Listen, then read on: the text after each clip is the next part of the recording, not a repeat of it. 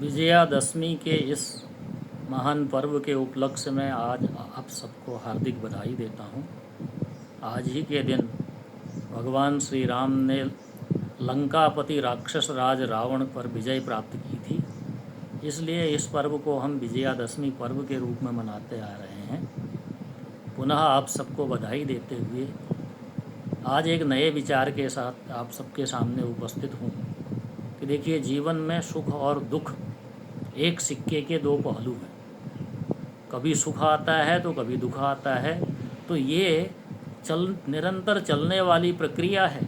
और इस संबंध में एक वेस्टर्न पोएट ने पीबी शेली ने कहा है, if winter comes can spring be far behind.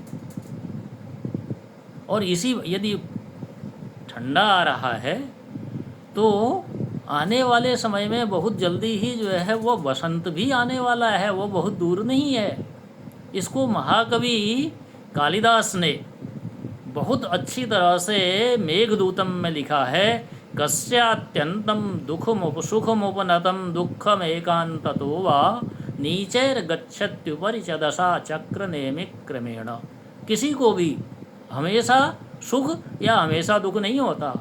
तो भाग्य की जो पंक्ति है वो नीचैर गच्छति, कभी नीचे जाती है, ऊपर ही च दशा, कभी ऊपर जाती है। कैसे? चक्र नेमिक क्रमेण, चक्र की तरह, चक्र की धुरी की तरह वो जो है कभी ऊपर कभी नीचे होना स्वाभाविक है। और इसी बात को स्वप्न वासव दत्तम में महाकवि भास ने भी कहा है, चक्रार पंक्ति रिव गच्छति भाग्य पंक्ति। भाग्य की पंक्ति जो है वो सीधी नहीं है। Life is not a straight line, it is always zigzag. Sometimes we have to go up, sometimes we have to come down for reaching the height. This is the only process. जीवन में आगे बढ़ने के का एक ही मात्र रास्ता ये है कि कभी हमको ऊपर जाना है, कभी नीचे जाना है। जब हिमालय पर कोई एवरेस्ट की चोटी पर पहुंचने का प्रयास करता है तो पता नहीं उसको कितनी बार चोटियों में ऊपर जा कर के नीचे उतरना पड़ता है, नीचे से ऊपर, ऊपर से नीचे, और ये क्रम चलता रहता है। यदि ये क्रम टूट जाए तो वो कभी भी पर्वत की ऊंची चोटी पर नहीं पहुंच सकता है। ये स्वाभाविक है।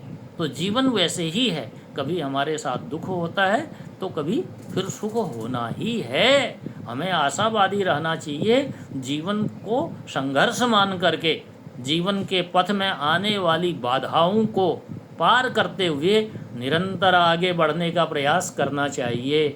इसी विचार के साथ धन्यवाद।